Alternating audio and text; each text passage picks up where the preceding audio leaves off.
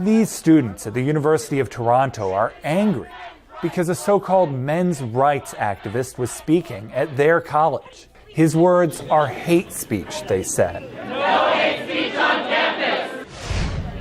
They stopped people like this man from getting in to see the lecture. I've never heard him before. We invite you to educate yourself.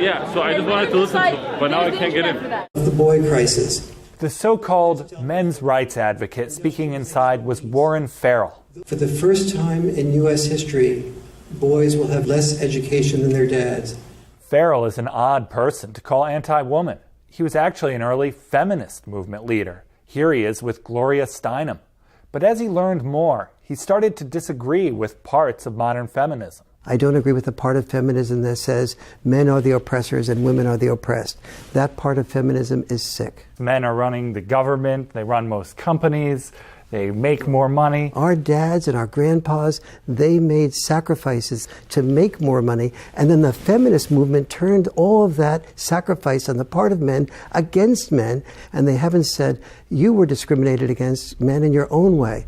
You were obliged to earn more money, or we wouldn't even be thinking about marrying you. We wouldn't be thinking about having children with you. In his book, The Boy Crisis, Farrell notes that both sexes struggle. Today, boys are almost a third less likely to get college degrees than girls, twice as likely to commit suicide. Why is no one talking about this? Because we have believed for the last 50 years that men had all the privilege and men had all the power. Men and boys started falling behind when government began subsidizing single mothers.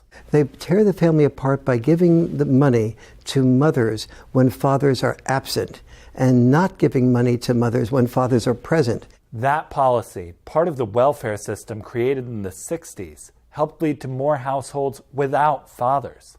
Farrell says that hurts boys most. Why are boys more affected than girls? Boys tend to not have as many skills at developing friendships and developing emotional connections.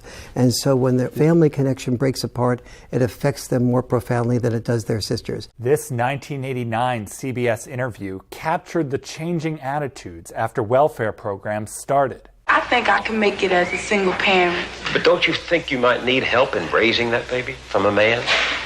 Not really. It doesn't make any difference whether she needs a man. It makes a difference that her children need a father. What happens when the kids don't have fathers? Children do worse in 70 different areas. They're far more likely to be disobedient, delinquent, drop out of school. Fathers are critical, says Farrell, because men tend to parent differently. For example, men roughhouse more with kids.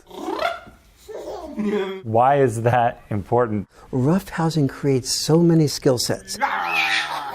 The father's creating a bond with the child, so the children don't mind the discipline because the discipline is the price they pay for more fun with dad. People think that mothers tend to be better parents because on average, they're more attentive to children's needs. Mothers are more empathetic as a rule to the children than dads, but an empathetic parent does not create an empathetic child.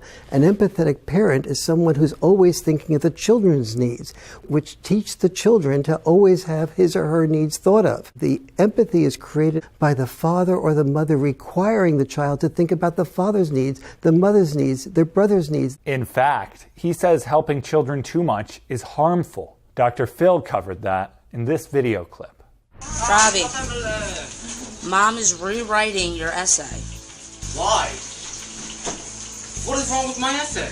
Listen, this is the first paragraph. You wrote, have no time to eat. You need to start with... Mom, I'm in middle school. I'm not in high school yet.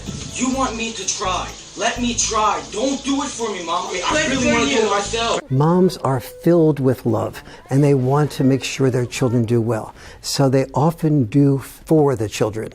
Dads are filled with love, but the way that dads love is to feel that I need to love the children by having the children learn how to do for themselves. Having both an involved mother and father leads to the best outcome for kids.